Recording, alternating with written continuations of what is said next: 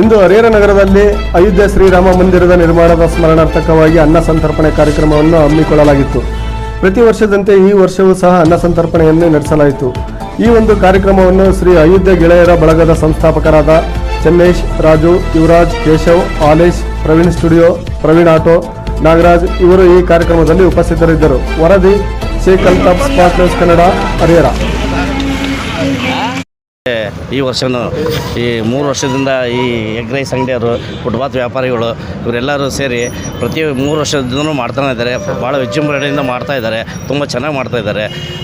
ಕೋಸಂಬರಿ, ಪಾನಕ, ಅದೇ ರೀತಿ ಪ್ರಸಾದಗಳು ಎಲ್ಲ ರೈಸ್ ಬಾತ್ ಐಟಮ್ ಎಲ್ಲ ಮಾಡಿ ಎಲ್ಲ ಭಕ್ತಾದಿಗಳಿಗೆ ಹಂಚ್ತಾ ಇದ್ದಾರೆ. ತುಂಬ ವರ್ಷದಿಂದ 3 ವರ್ಷದಿಂದ ಮಾಡ್ಕೊಂತ ಬಂದಿದ್ದಾರೆ, ಚೆನ್ನಾಗಿ ಮಾಡ್ತಾಯಿದ್ದಾರೆ. ಇದೇ ಥರ ವರ್ಷ ಚೆನ್ನಾಗಾಗಲಿ ಅಂತೇಳಿ ತಮ್ಮೆಲ್ಲರಿಗೂ ದೇವರ ಆಶೀರ್ವಾದ ಆಯಿಸ್ಕೊಳ್ಳಿ ಅಂತೇಳಿ ಕೇಳ್ಕೊಳ್ತೇವೆ. ಸ್ಮಾರಕವಾಗಿ ನಾವು ಪ್ರತಿ ವರ್ಷ ನಾವು ಅನ್ನ ಸಂತರ್ಪಣೆಯನ್ನು ಮಾಡ್ತೀವಿ. ಪಾನಕ, ಕೋಸಂಬರಿ ಮತ್ತು ರೈಸ್ ಐಟಮ್ ಏನಾದರೂ ಅನ್ನ ಸಾಂಬಾರು ಈ ಥರ ಎಲ್ಲ ಮಾಡ್ತಾ ಇರ್ತೀವಿ ನಾವು. ಫಸ್ಟಿಗೆ ಒಂದು ವರ್ಷ ನಾವು ಒಂದು ಕಡಿಮೆ ಪ್ರಮಾಣದಲ್ಲಿ ಮಾಡಿದ್ವಿ, ಒಂದು 50 kg 60 kg. ಆಮೇಲೆ ಬರ್ತಾ ಒಂದು 3-4 ಕ್ವಿಂಟಲ್ ಆ ಲೆವೆಲ್ಲಿ ಹೋಗ್ತಾ ಇದೆ.